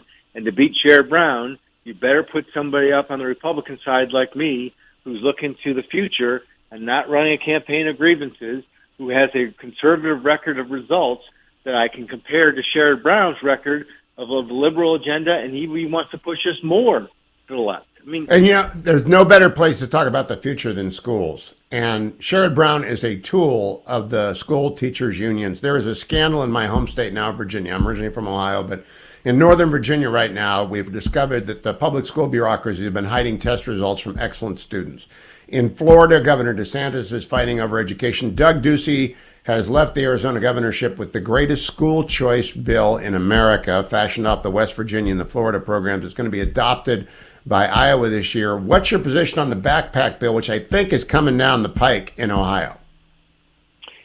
Well, backpack bill, just for your audience, means providing more school choice for Ohioans, and that's what I believe in. The mechanics of the backpack bill may not be ready, but the idea that in Ohio we want to give every child the ability to choose their path for education, their family's choice, you know, that's where we need to go. I mean, we're going to fund public schools, but they better get their act together. They better start focusing on math, you know, reading, science, you know, the basics of education to prepare our kids for tomorrow's economy.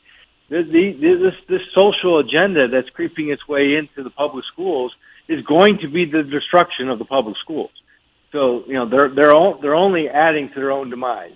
Now, Senator, when you say the mechanics aren't ready, what do you mean? Because I'm very sensitive to delay. Every year that school choice expansion is delayed is another year of lost students. So I think it's urgent that we get this done. And so do I. What we're doing, we dramatically expanded school choice last time. The backpack bill is basically saying we're going to provide money to every single student, and then they choose where they want to go. Right. That's the Arizona model. Yeah. Right. Fiscally, we have to make. How does that match up with the spending we're going to do for public schools? Are we going to have a corresponding dollar for dollar discount? And I'm just speaking reality here, Hugh. That's not going to happen.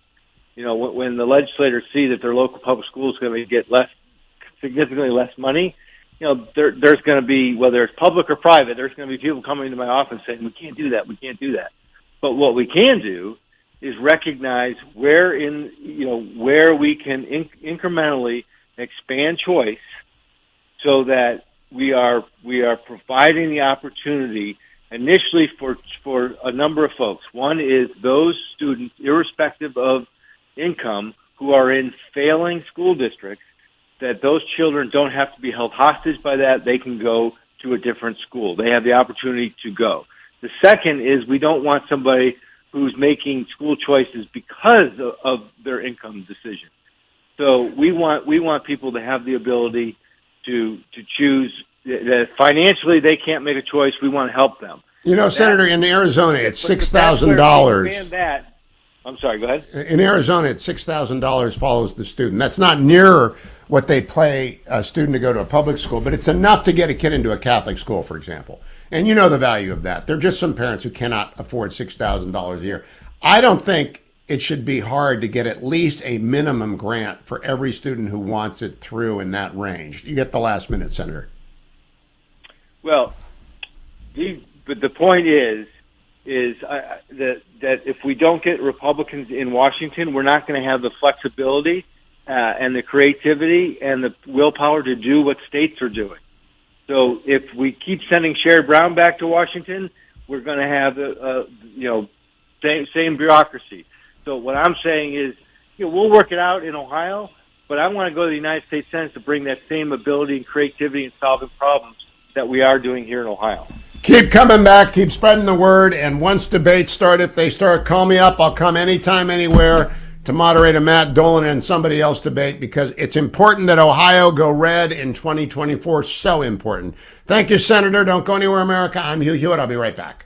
Portions of the Hugh Hewitt Show are brought to you in part by PhD Weight Loss and Nutrition. Go to myphdweightloss.com to learn more.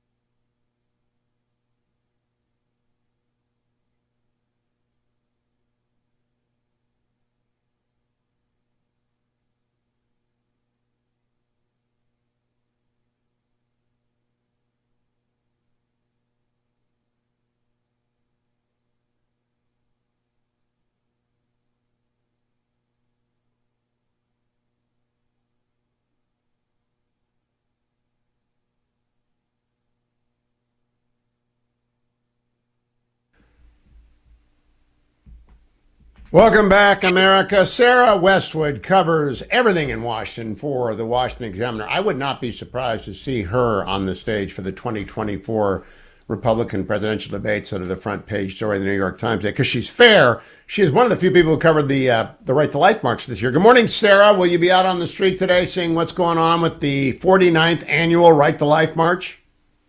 Good morning. I will not, but some of my colleagues will be covering it today. So it's a very exciting day in Washington. A lot going on. I liked your piece on the divisions within the pro-life movement, which I think was subtle and nuanced and well done. Two questions I want to get to. First of all, the Secret Service logs, the story that you ran yesterday. I did not know that those existed until I read your story. I thought they were saying they didn't exist. Would you explain to people why the Secret Service logs may be the key to GarageGate and the seriousness of it? Sure. So one of the top questions that House Republicans have is who had access to the classified information that was stored at the Wilmington House. And the White House maintains a visitor's log for who goes to 1600 Pennsylvania Avenue, but they've told reporters that they keep no logs of who visits, goes in and out of the Wilmington House. So House Republicans are sort of turning their attention now to the Secret Service, which has to vet anyone that comes in close proximity with the president. They have to perform a background check. You know, it really depends on the nature of the meeting. So they might be incomplete visitors logs, but they do have a record generally of who's come in and out of the Wilmington House. And they've also indicated that they might be willing to work with Congress if they send a subpoena. So that will be potentially one avenue for Republicans to get around some of the stonewalling we're likely to see from the Justice Department and the National Archives. You know, Sarah, I have not heard anyone yet ask the question about the McLean House that the Bidens rented from 2017 to 2020. And where was it packed up? Where did its contents go? Has the president or anybody said they all went to the White House? They all went to the... Because the Secret Service didn't protect Wilmington and Bethesda until he got elected president. That's it. There are 4 years there where anybody can come into the garage who wants to take a look at the Camaro or whatever, the Corvette that he drives, right? Right. There's a lot of questions about that. You know, how many times were the records that were found in the garage in Wilmington moved, you know, before they were finally discovered through this whole process? Obviously, you know, they might not have taken a straight line from the vice president's office right to Wilmington. There's a number of other places they could have gone beforehand. Same with the records that are still at the Penn Biden Center.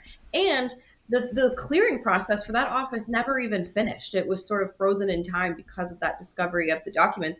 You know, no one said, have they gone back to the Penn Biden Center and continued searching those closets and those desks at that office. So there's a lot of additional places where classified documents could be and a lot of unanswered questions about how thorough these searches have been.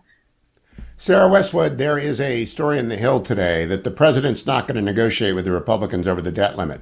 That's an early declaration of chicken. They're going to play a game of chicken. Are the Republicans, do they have their act together to announce their demands and to make sure that the American people know they're not unreasonable? Yeah, that's the thing that the Democrats, I think, don't realize that they're doing. They're giving Republicans time to get their act together and to settle on a sort of consensus. Because right now there is not, you know, one set of demands from Republicans. You have some, like Congressman Andy Biggs, who says he's not going to vote for the debt to raise the debt ceiling under any circumstances. Chip Roy wants to cap fiscal year 2024 spending levels at fiscal year 2022 spending levels, which seems like a direction that the Republicans might take. But you even have, you know, swing district moderates like Brian Fitzpatrick in Pennsylvania saying that no negotiating is not an option. There will be some negotiating about some sort of spending cuts, whether that's a balanced budget act, you know, whether that's cuts in non-defense areas to spending, you know, that's unclear. But the Democrats are giving Republicans the time they need by refusing to send someone to negotiate. But Republicans are united on one key thing, which is that they are going to force negotiations to happen. And they've got to get that out there. And the Hill is in the first piece I've seen yet. Now, let me ask about the Select Committee on the Chinese Communist Party Chairman Gallagher and on the weaponization of the government committee led by Congressman Jordan. Have any other announcements come yet? I can't find them, but you'll know them first if they have. You know, announcements in terms of who's on it? Oh, not really. You know, those committees haven't really gotten underway yet. I think, you know, what an investigation that might have reasonably come into the weaponization of government's purview is being conducted under the larger judiciary about how the Justice Department handled the Biden document case. So far, they haven't really gotten going, but it's early days. We could see some action soon. It's been 2 weeks, and the speaker's got to get moving on this, particularly China and the Intel committee flip-flop. So I think it's going to go to a +2 Republican. Do we know who got added to Intel yet? Was that announced?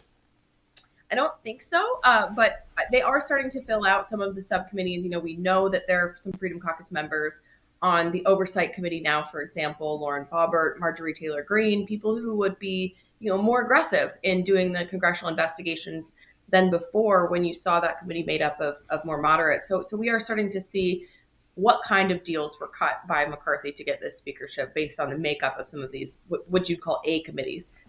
The A committees in terms of visibility are China and weaponization, and we haven't seen that yet. So I'll be watching Sarah Westwood's byline. Follow her on Twitter at Sarah C. Westwood. Sarah, thank you for joining me. It wouldn't be Friday without seeing your smiling face. Don't go anywhere, America. The Hillsdale Dialogue is next. All Hillsdale Dialogues are found at iTunes. If you just go to iTunes Hillsdale Dialogues, there are like 480 of them. But the newest one, the last one on Winston Churchill's History of the English-Speaking People, straight ahead with Dr. Larry Arnn, hillsdale.edu. Stay tuned.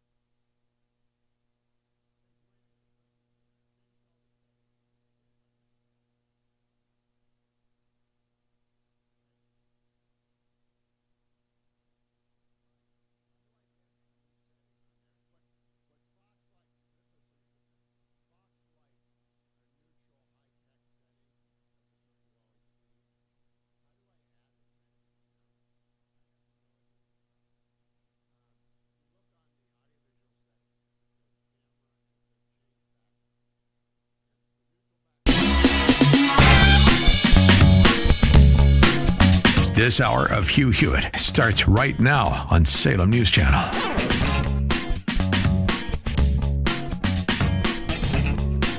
Hi, this is Hugh Hewitt. In this hour, I'm going to talk with State Senator Matt Dolan of Ohio. Last year, he was runner-up to J.D. Vance, trying to become the next senator from Ohio. He put his hat back in the ring. He's going to run against Sherrod Brown. There may be others. We don't know, but we'll talk with Matt Dolan about 2024. Plus, of course, Sarah Westwood on what's going on the Hill, as we do every Friday with the Hill wrap-up right here on the Hugh Hewitt Show.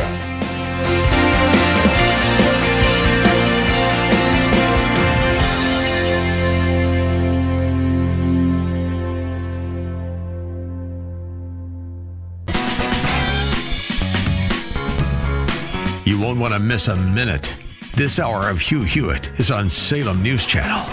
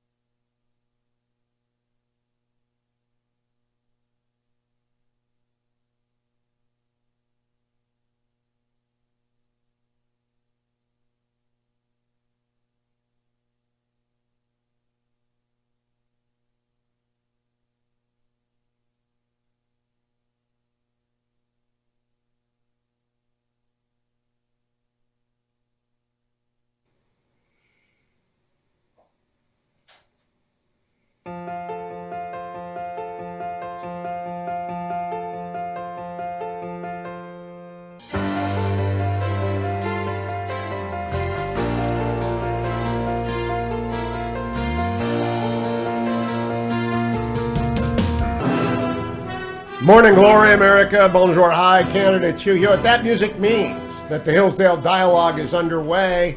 I'm joined by Dr. Larry Arnn, president of Hillsdale College, and we are finally to book number 12 of the 12 books of the 4-volume History of the English-Speaking People. And I think it's probably my favorite book, Dr. Arnn. Is it your favorite book? Yeah, I don't know. They're all my favorite book. This is a good one. We're getting into things which was Winston Churchill has contacted one remove. So yes. His daddy's involved, and it's the history that's the background to his arrival on the scene. So yeah. I love at one point he refers to a young hussar in the field. And he's, of course, talking about himself 50 years later. It's really remarkable. Yeah. If you see youth pictures of Churchill are, in my experience, in my opinion, always very attractive. Sometimes he just looks like a dandy, and the hussar uniform is really something else. Can we explain to the Steeler fans what a hussar is? It's a cavalry officer. They go to battle on horses, and Churchill loved horses, and he was a polo champion. Played till he was in his 50s, and so there's nothing so good for the inside of a boy as the outside of a horse. Now, I have told people last week I've been reading the River War because that's where we're going after 2 weeks of this book 12, and I am amazed at that book. I've never read it before. You were right. It is an amazing book. Yeah, he's this is a very young man, and he some of the things we'll talk about today, those are in the news when he's growing up, and the way he trained himself. Our listeners and watchers can do this. He trained himself to be a member of Parliament in India mostly, where he also read great books for the first time. Everybody else took a nap in the afternoon, and he until the evening shadows proclaimed the hour of polo, he would work. And one of the things he did was he got the annual register, which contains an account of the parliamentary debates in some detail, and he would read the debates, and then he would write his own speech. And so one of the debates that he worked on was the 1888 Home Rule debate, which is covered in this volume. We will get there. Let's start, though, with the rise of Germany, because he begins there in book 12 of volume 4. And he talks about Bismarck, and he does so with an ambivalence that is both admiration and also sort of dire. He knows what's coming, right? He's writing as a veteran in 1950 of 2 wars with Germany. And so when Bismarck enters the scene and launches these 3 lightning wars, how would you conclude his view of Bismarck is by the end of this chapter? Well, Bismarck was a great man, and a great man to Churchill, but he was a ruthless man. And, what he did to establish modern Germany was very gutsy. He wanted to build up the military. He realized that Germany is in the middle of everything, and Austria is a decaying old power with a lot of power, and he's going to have to best them and get the German states into one. And he needs a big army to get it, and the Parliament wouldn't give it to him, and so he counseled the Kaiser, and the Kaiser William I, who was a heck of a guy, and they defied the Parliament and just spent the money. Now, there's a clock ticking when you do something like that. Yep. And so he built a military fast with what you could call illegal money, and then he used it. And he conquered 6 countries, I think, in a very short time. And he signed a peace treaty in the Palace of Versailles, and he had established modern Germany. He humbled the French. And I want to quote Churchill from page 272 in volume 4. An ominous precedent was thus set for what the Germans politely call realpolitik, while Britain and France looked on. Realpolitik means, this is Winston Churchill, so pay attention, folks, to the definition. Realpolitik means that standards of morality in international affairs could be ignored whenever material advantage might be gained. What do you think? He also wrote about Bismarck's love of a certain, quote, hard magnanimity to the vanquished. What do you think is his view of both generosity and defeat and generosity and victory, but ruthlessness and realpolitik? Churchill. Well, Churchill is ultimately an admirer of Bismarck, and it's the fact that this ruthlessness in Bismarck was coupled with restraint. The definition of a tyrant is somebody who rules according to his own passions and interests. Well, Bismarck was not that. Bismarck treated the French with kid gloves. He actually wanted himself to take nothing from them after the war that founded modern Germany. He couldn't get away with that because of pressure in Germany. They took Alsace and Lorraine. And Alsace, that's German name, right? And they took that.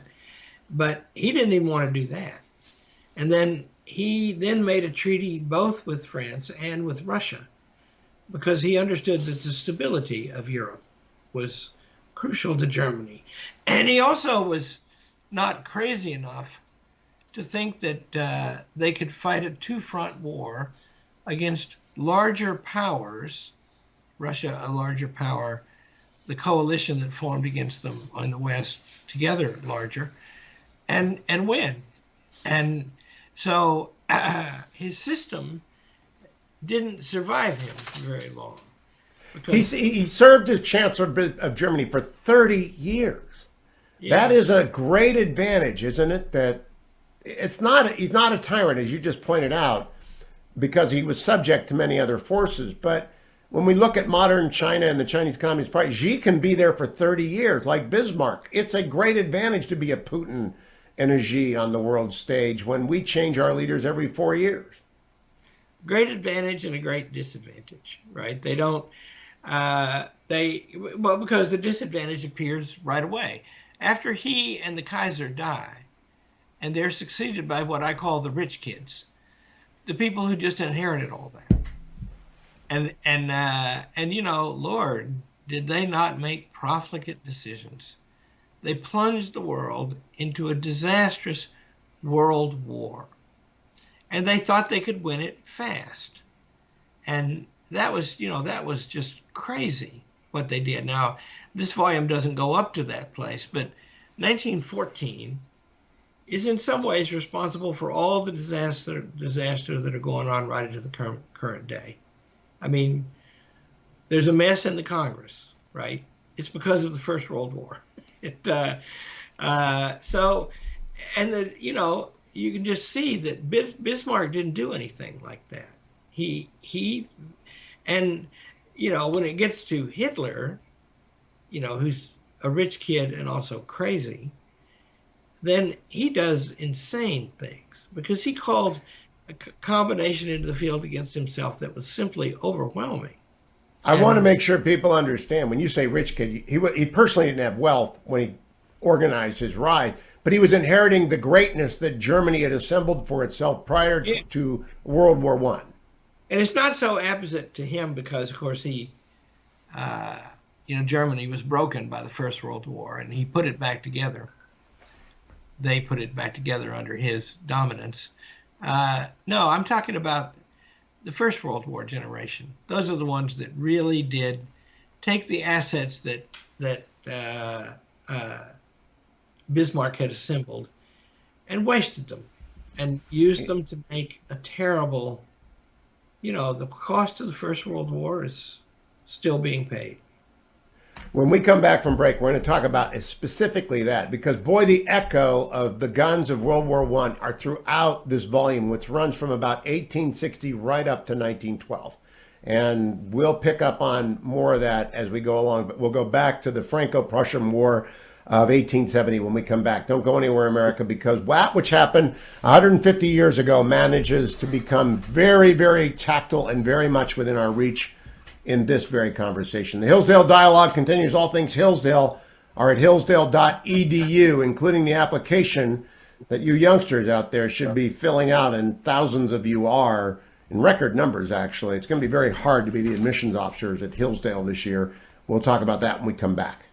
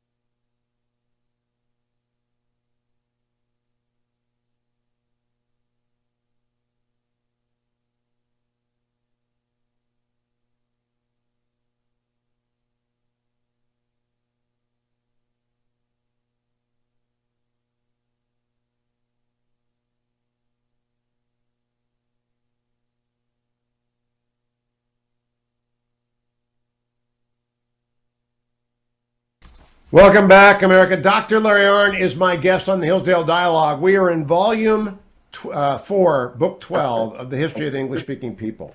And I want to read you a paragraph, Dr. Arnn, and get you to tell us how it applies to today. Winston Churchill was writing about the war between Germany and France in 1870. Quote, "The French deficient military intelligence had led some French leaders to the belief that their military preparation surpassed Prussia's. The French fought with all their native dash and gallantry, and their infantry weapons were fully up to their enemy's standard. But they were outclassed in the new dialectic of war, in transport, in the supply system, above all in staff and training." Do you think he's looking ahead to 1914 and 1939 there? Well, yes. Well, that's the way of things, right? There's a great book to get if you want to read a lot of Winston Churchill. You want to read the short things first, some of which are very beautiful. The River War is one of them. Thoughts and Adventures, and that's a collection of essays, and it's his very best essays. He wrote hundreds of essays, but there are 25 or 30 of them in this, and one of them is called The German Splendor, and he visits the German military maneuvers as a guest when he was First Lord of the Admiralty, and he'd done it a decade earlier too. And one of the points he makes is, wow, these guys have gotten better. They move fast. They break down into small groups to escape the power of modern artillery. Their communications are excellent. And, Winston Churchill, he's like Tom Cotton. He knows a lot about war. He'd been in it, right? And Mike Gallagher and Mike Pompeo and all those guys, right? And so he looked at that German army twice in snapshots, and he said, wow, they're getting better. Well, the French were not. And that's what we have to worry about. Our military, by the way, I would guess, but I don't know. It's been hollowed out, right? We've been in combat for years and years and years, but we haven't been replacing stuff, and we haven't been innovating. And the Chinese, meanwhile, are hungry, and they're likely to fight pretty well when the time comes, I fear. And maybe they'll be like the Russians. That would be refreshing. But well, that's why I brought up this comment about intelligence. Churchill valued in his alone years, in his years in the wilderness, he put together his own intelligence network because he knew he had to know what Hitler was up to. Because if you don't know what the bad guys are up to, you're not prepared to win. That's it. And that intelligence requires something, a kind of feat of understanding. You have to look at the thing dispassionately. You have to let it talk to you. It's what scholars do. It's what great statesmen do. It's what generals do. They actually see what's there, and their fears are not in the way, and their hopes are not in the way. And we should look at China coldly, right, and think what they're up to, and think how to beat them. There's a great article in the Wall Street Journal by Mike Gallagher in recent weeks, and it's about the porcupine. And he says that the Chinese are going to dominate the East Asian littoral, right? They're going to Taiwan, Japan, Korea, Philippines. All those countries are very worried about that now, and they're spending money on military stuff, and they're getting closer to the United States. That's good. But he says that a time is coming when we're not going to have caught up there to do that, and so we should build a defense for them and of us that relies on drones and missiles and bristles with lots of firepower based on those on land on those places. And that's not the whole of it. But, and David Goldman, I've been told, who's another guy who writes in the Far Eastern Economic Review and a very brilliant man and knows all this stuff very well. He says that we're not going to be able to do that because the Chinese see us start doing that, and they're going to zap us, zap those countries, right? Well, I don't know the truth of that, but I do know that we need some way, in a funny way, China has the same problem we do. 85% of the people live in Eurasia and Africa, which are connected. Of the world's people, and 15, we're over here on this little island in the middle of nowhere. We're the equivalent of England today. And technology has changed so that it's rather like that. You can attack across the oceans fast. And so we should preserve our position by defending our homeland. Absolutely. Hold on to that thought. I'll be right back with Dr. Larry Arnn. The Hillsdale Dialogue continues.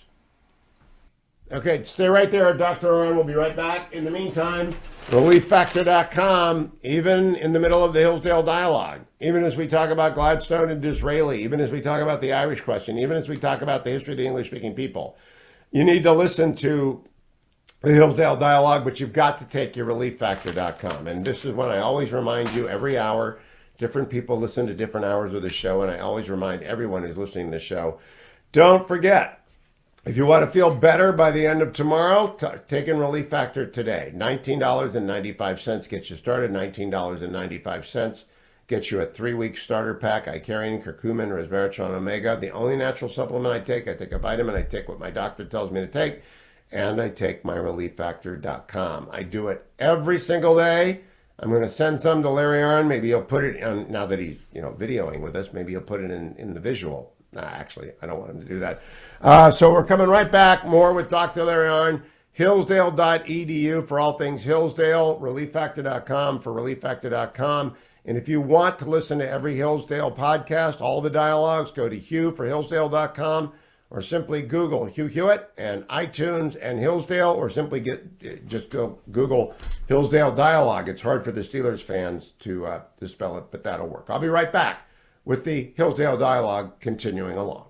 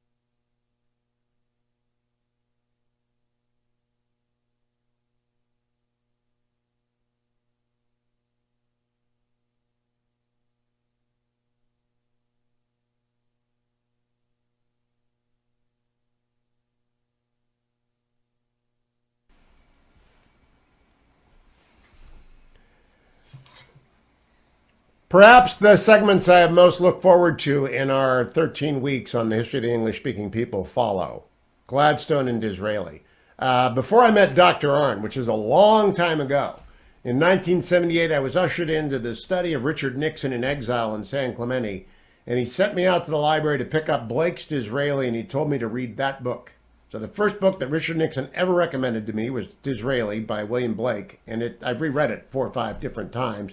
I quote part of it from memory without too much difficulty and get most of it right. And here they are in Churchill's eyes, Gladstone and Disraeli. And Dr. Arnn, the overview. The two great parliamentarians in alternation ruled the land from 1868 to 1885. That's really remarkable. Oh yeah, and they're very different. You know, Gladstone was vigorous, and his hobby was chopping down trees. Churchill's father made a wonderful speech called the Chips speech, because there was a report in the paper that Gladstone invited some working men to come and watch him chop down a tree, and then he gave them chips from the fallen tree. And that the theme of the speech is that's what Gladstone has to offer the working man, chips. And Disraeli was precious and sophisticated and urbane, and he was not a assertive, manly man. And in their different ways, they were, of course, very assertive, manly men, and they took turns a lot. The Tories went into eclipse under Disraeli, in part because of electoral reform. They widened the franchise, and the Tories did that, and that was a great thing to do. These are not two men who get along. If I had time, I would read pages 283 to 284. They hate each other. And Disraeli at one point, I want you to explain this to me, what you think it means. He says, the one thing that was sure about Gladstone, never a gentleman. What's that mean? Well, he was a fighter. You know, he was very eloquent, very forceful, but never a gentleman. I don't know what that means. I guess it must mean that he never pulled his punches. But you know, maybe he never respected the other side. Do gentlemen and gentlewomen at least understand the other side? Because Gladstone strikes me as being almost Trumpian in his disdain for his enemies. That's a fair point. You have to remember about Gladstone that he was on the other side some in his life, right? And so maybe that's a sign of his extremism. He hated them when he left them. Okay. I got a quote on page 285. Nothing, this is Winston Churchill, nothing created more bitterness between them than Gladstone's conviction that Disraeli had captured the Queen for the Conservative Party. It endangered the Constitution by the unscrupulous use of his personal charm. You know, that is, you know, Gladstone is envious there of Disraeli's ability to flatter. Yeah, you know, I mean, first of all, Queen Victoria was a very remarkable woman. You know, her rival in some respects is Elizabeth II, who died lately. And so, you know, she was a woman. She was feminine. She was strong, too. And so Gladstone never got on with her. And we're coming to the days where the monarch is not an independent force in politics, but those days are not fully over yet. And so Gladstone, you know, that's something of his character, right? Whatever, this fierceness, just imagine him wielding an axe as a publicity stunt. You know, he loved to go out and whack the heck out of a big old tree. And so you would also go out and, with the ladies of the night, not consort with them, but preach to them. Yeah. He's a very fervent Christian. Very fervent. Yeah. Well, you know, he has an unfortunate history about slavery. Yes. And he never got rid of them.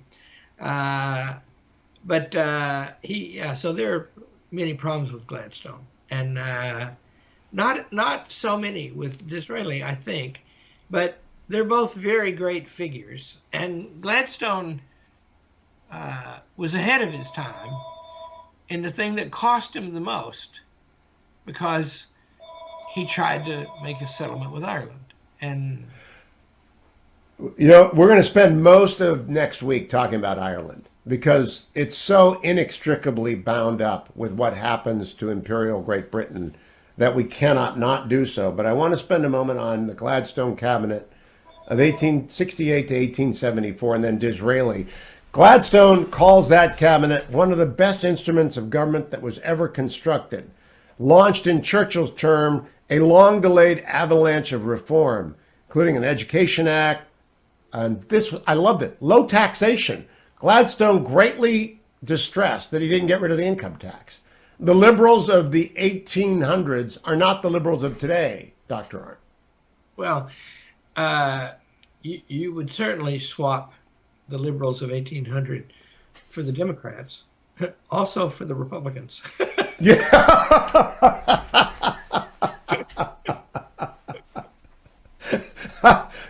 There are no imperialists left, right? We can't swap. There's nobody who wants what Disraeli wanted. Although I must say, when I was reading this, I pointed out to my son, Disraeli bought the Suez Canal. Isn't that a little bit like when Trump tried to buy Greenland?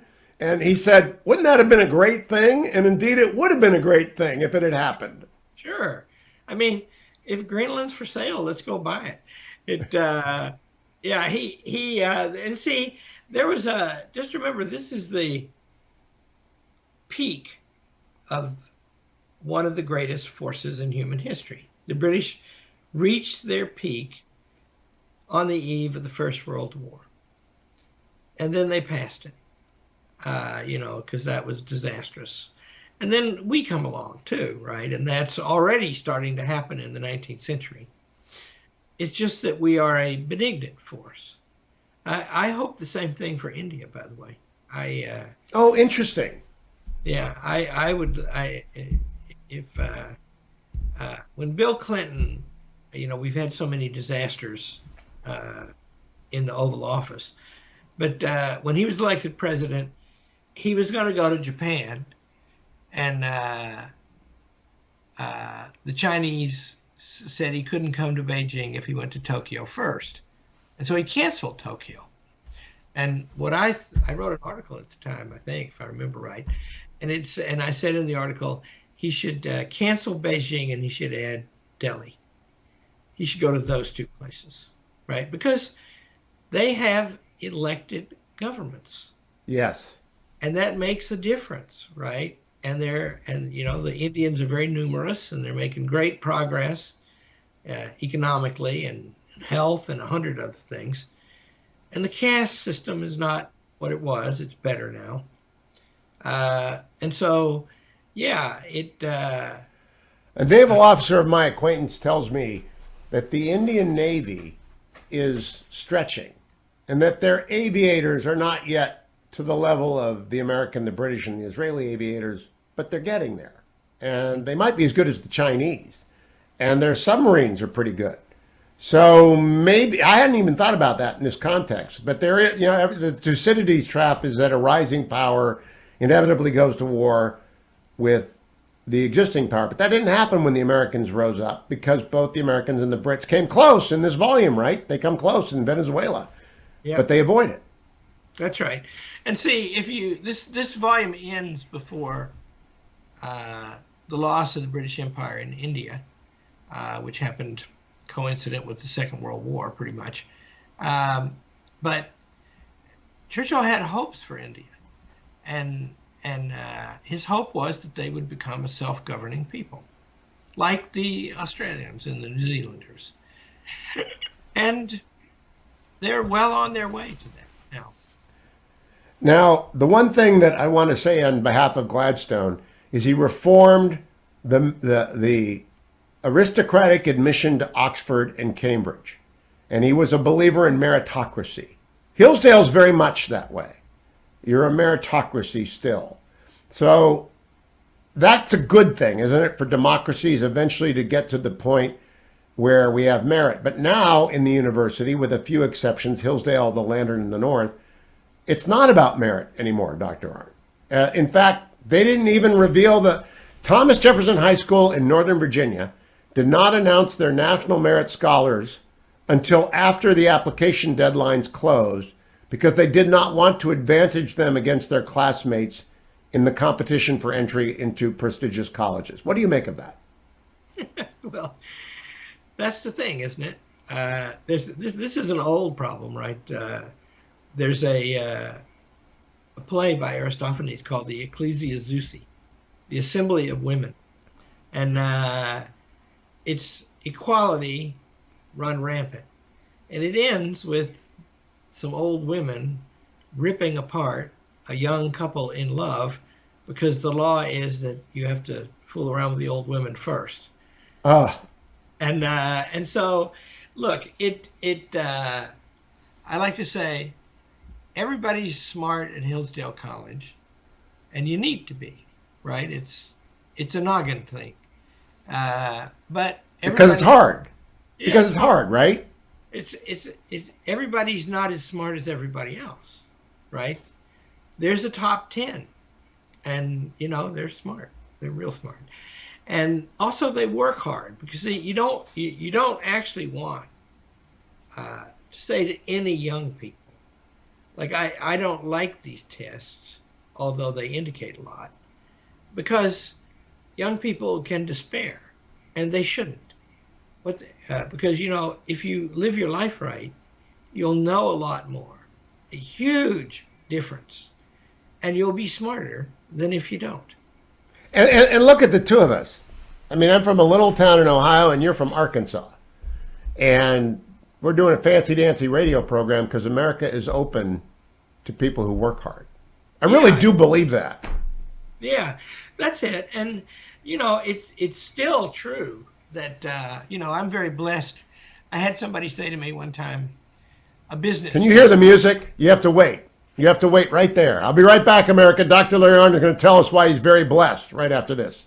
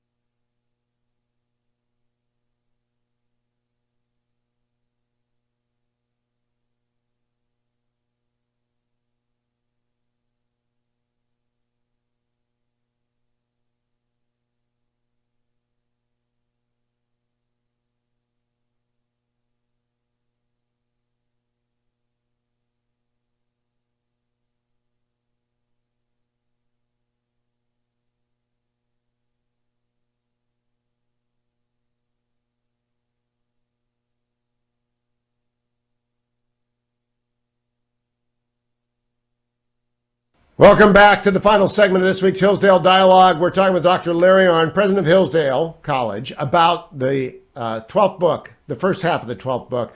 Dr. Arnn, we went to break. You said you were very blessed, and we were talking about meritocracy. Why is that? Well, I had a business consultant say to me one time that I was not sufficiently interested in organization. I cared about talent. And I said, okay, Constitution of the United States, is that a form of organization? And then later he said, yeah, I figured out what the thing is with you. In corporations, they're always trying to economize on talent. They're trying to make it so that the mediocre can do the job. Whereas you are awash in talent. And I said, you think that's an accident? I said, really?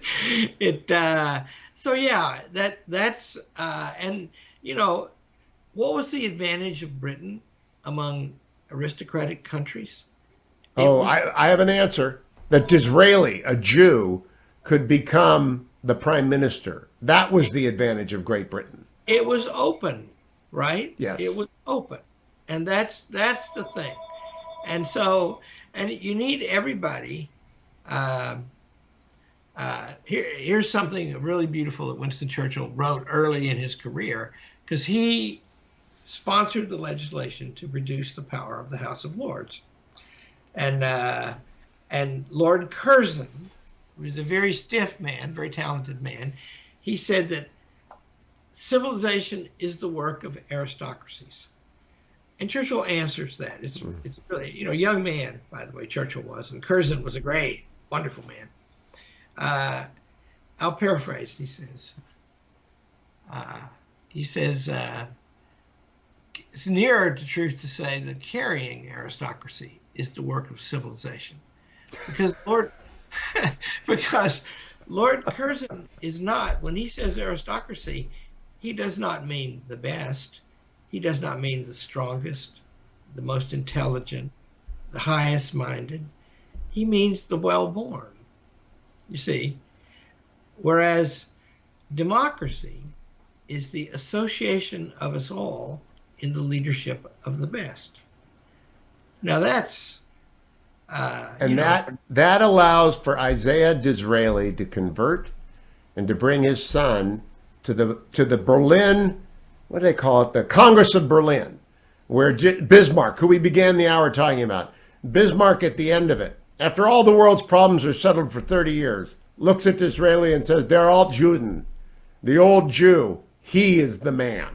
Because he got Cyprus, he got the Turks to back off, he got the Russians to retreat, he made it all happen. And Bismarck, who really is the man, is saying, there is the man. And that's because Great Britain was open to him. Yeah, that's right. And you know, in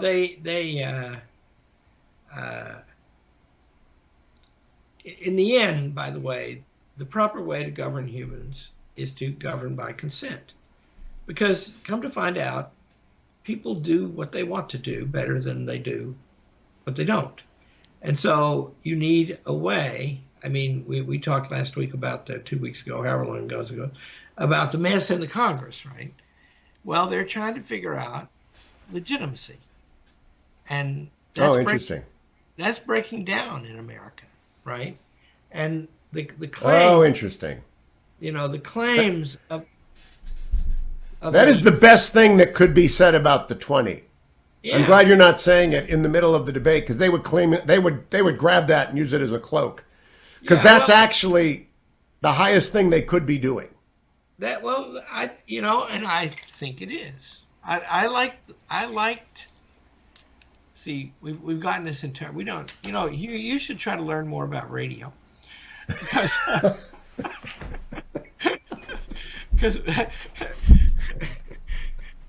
I can't run a committee of 3 people, but I can run a radio show. He runs 800 people in a college that's been around for 150 years, and he's it's very funny. No, I mean, we taped this silly thing in the middle of a great fight with no idea how it was going to come out. And so it's probably just radical foolishness. But now let's look back on it.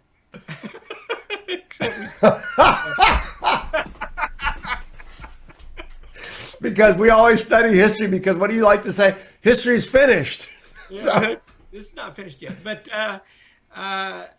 they, in other words, the proper claim of authority in America always comes from consent, right? And so what these points are about that they've been fighting about, and I'm glad they're fighting about them, is that they have delegated to people who do not enjoy the blessing of consent. And,